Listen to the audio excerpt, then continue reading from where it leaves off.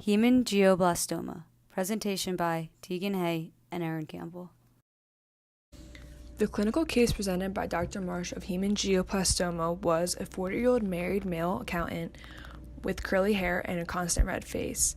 He was suffering from severe headaches for the past couple months and was diagnosed to be polycythemic. Polycythemic is when there is more red blood cells in the blood than normal, since the tumor has the ability to stimulate the bone marrow to produce more than enough red blood cells. His brain can show the tumor full of flavoids, which are produced by the blood rushing through the harmful blood vessels, and the tumor was also thought to be benign. Although it was benign, it needed surgery. Without surgery, it would be fatal. The patient was also informed there was a 1 to 2% chance of dying or having a stroke during the procedure. Dr. Marsh said the patient's tumor was very rare. In his career, he only operated on a few like his, but he physically told his patient that he operated on hundreds of people like him as a form of comfort.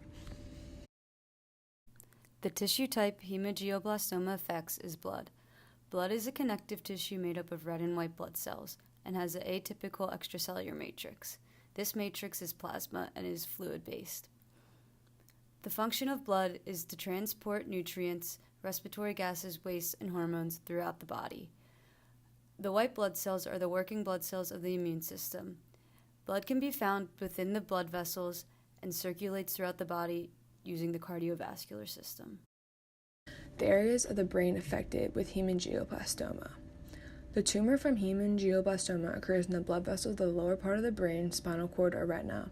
2% of all counted brain tumors are diagnosed as hemangioblastoma.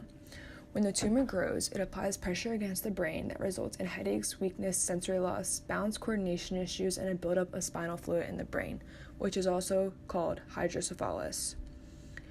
As the tumor enlarges, to treat hemangioblastoma, neurosurgery is needed. The tumor needs to be removed or else it can be fatal. The patient may suffer from severe blood loss during the procedure.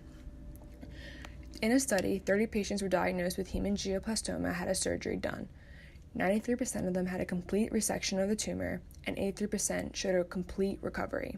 Having blood transfusions during surgery is the way to avoid blood loss, which can become a fatal complication. Dr. Marsh was able to successfully remove the patient's tumor. The tumor was removed piece by piece to prevent blood loss. During the surgery, Dr. Marsh used a technique called develop the plane. This is where narrow crevices are traced between the brain and the tumor so the brain is held away from the tumor. Then the blood vessels were thickened and divided from the brain. After surgery, the patient recovered well and looked alive and happy, went back to regular activities. What we learned about the brain. During procedures, the position of the patient matters. Dr. Marsh explained if the position isn't fully correct, it can lead to excessive bleeding and disrupt all procedures. Even in a brain surgery, the patient's leg has to be repositioned the correct way to prevent pressure points in the body. Pressure can have a large effect on brain functions. An increased pressure in the brain can be caused by tumors, excessive amounts of cerebrospinal fluid, or brain injury. Severe and life-threatening complications include blurred vision, brain or spinal cord injury, seizures, stroke, or neurological damage, and even death. An early intervention increases chances for complete recovery. This prevents spread of tumor as well as damage caused by tumor, and in this case, when not treated, it can be fatal. Lasting complications occur if the nerves in the brain are damaged. Thank you for listening to our presentation on hemangioblastoma.